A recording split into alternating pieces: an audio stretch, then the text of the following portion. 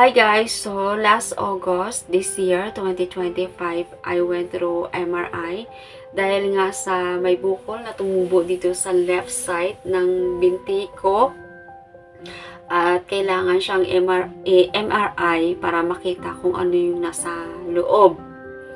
So, kailan ba ito nagsimula guys na tumubo yung bukol? At how long I've waited for the schedule for MRI dito sa Hong Kong. And gusto ko siyang ma-share guys, baka may katulad din nito na case sa sakit ko at makapagbigay din ng awareness sa inyo at masuri rin ninyo ang inyong mga sarili, ang inyong katawan. Baka need na rin ninyo ipa-check up, kumbaga.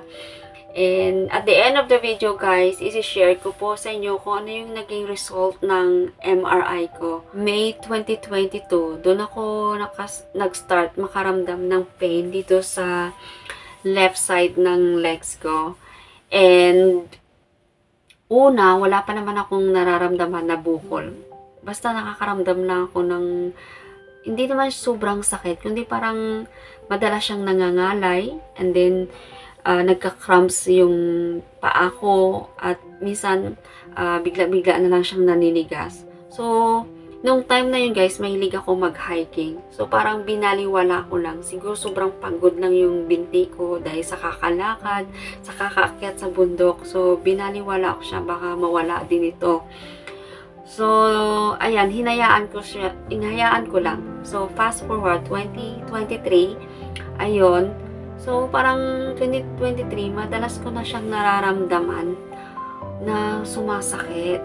Pero yung sakit naman guys, hindi naman sobrang sakit. Yung ano lang, parang burning sensation lang. At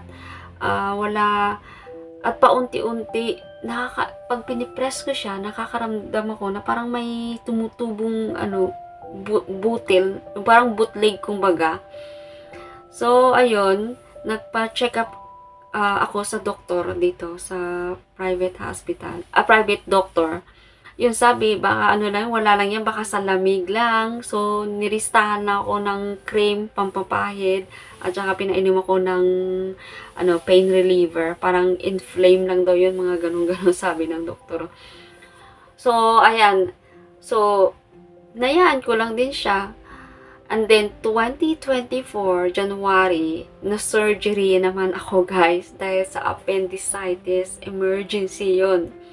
Kumbaga, on the spot, anong araw na yon, sumakit yung tiyan ko na hindi mapaliwanag. Pagka that night, inupirahan na agad ako. So, pero light lang naman yun, hindi naman siya major surgery.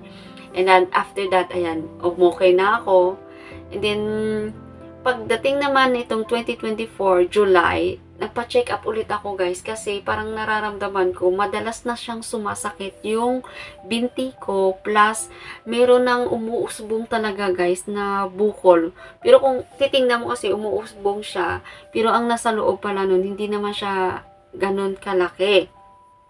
So sabi ko, nakaka-distract na siya sa pang-araw-araw ko. Although yung sakit naman is gradual, hindi naman siyang oras-oras or araw-araw masakit. Kapag sobrang stress lang ako, kapag sobrang pagod, sobrang haba ng nilakad ko, ang haba ng tayo ko, sa trabaho pa naman natin guys, kadalasan tayuan talaga, no? So, ayun. And then yun, nagpunta na talaga kami ng hospital. Sabi ko, madam, I need to go to hospital para ipa-check up na talaga to. Hindi na siya yung normal lang na sakit. So ayun, nagpa-check up. And then, tinignan ng doktor, kinapa niya. Sabi ko, dok, tinanong ako kung kailan nagsimula, kung ano mga nararamdaman ko. So, na-explain ko lahat doon. So, sinabi ng doktor, so that means na, yun nga, it's alive. No? Kasi nag-grow siya pero yung pag-grow niya is very bagal lang, very slow. So, ayun.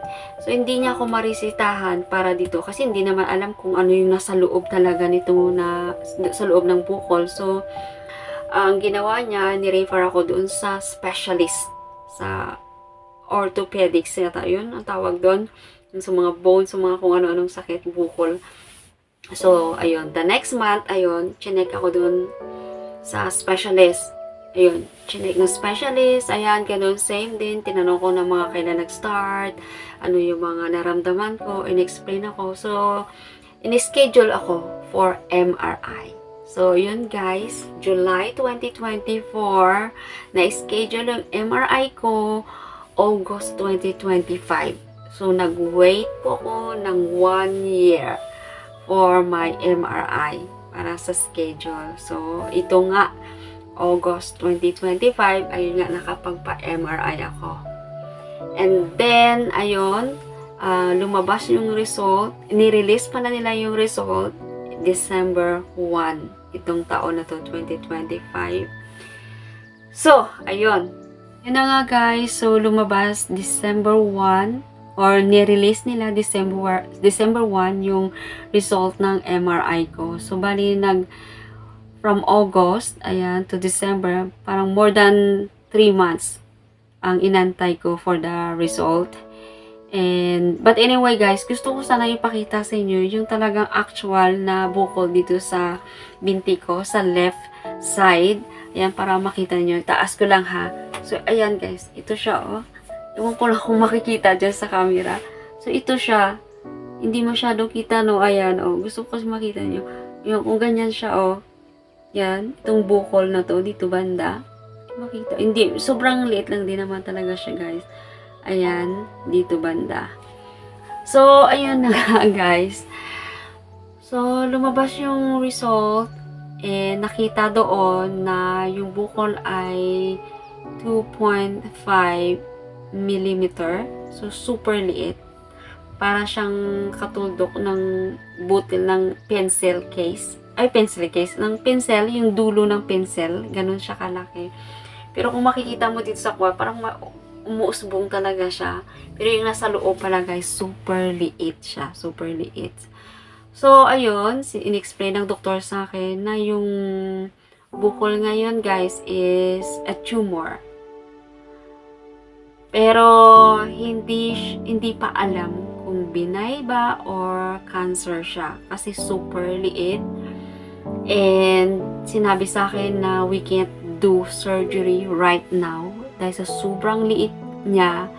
It will take rest for your nerve ga, delikado kasi nakadikit siya dun sa nerves mo. Baka maikat yung nerves mo and maparalyze itong binti mo, yung paa mo.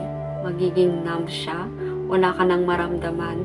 So, ang advice nila sa akin, i-observe lang muna, antayin, observe lang kung magiging worse ba siya o biglang laki ba siya. Kapag ganong case, pwede naman nilang i-assess right away. So, ang ginawa lang nila ay niresetahan ako ng vitamin B complex. Ayan. Yun lang ang ibinigay nila sa akin sa ngayon. And then, binigyan nila ulit ako ng appointment for MRI next year. Next year. So, ayun guys.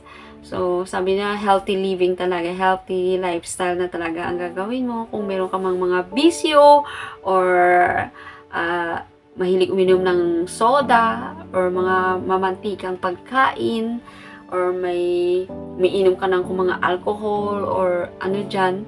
So, dapat iwasan na yan. And isa pa guys, mataas ay yung cholesterol ko. So, yun pa. So, hindi na rin ako nagra-rice sa gabi. Talagang more on, kumakain ako ng vegetable at iwas na rin ako sa mga mamantika, sa mga matatabang pagkain. Maging positibo lang tayo lahat guys. At kung kayo may nararamdaman na katulad nito guys, huwag na kayong mag-atubili pa na magpa-check up. On the spot, magpa-check up na agad kayo para sa ikakaayos ng ating kalusugan, ng ating buhay. So, ayan guys, maraming salamat sa inyong panunood at sana may natutunan kayo today. Thank you and see you next time. Bye-bye!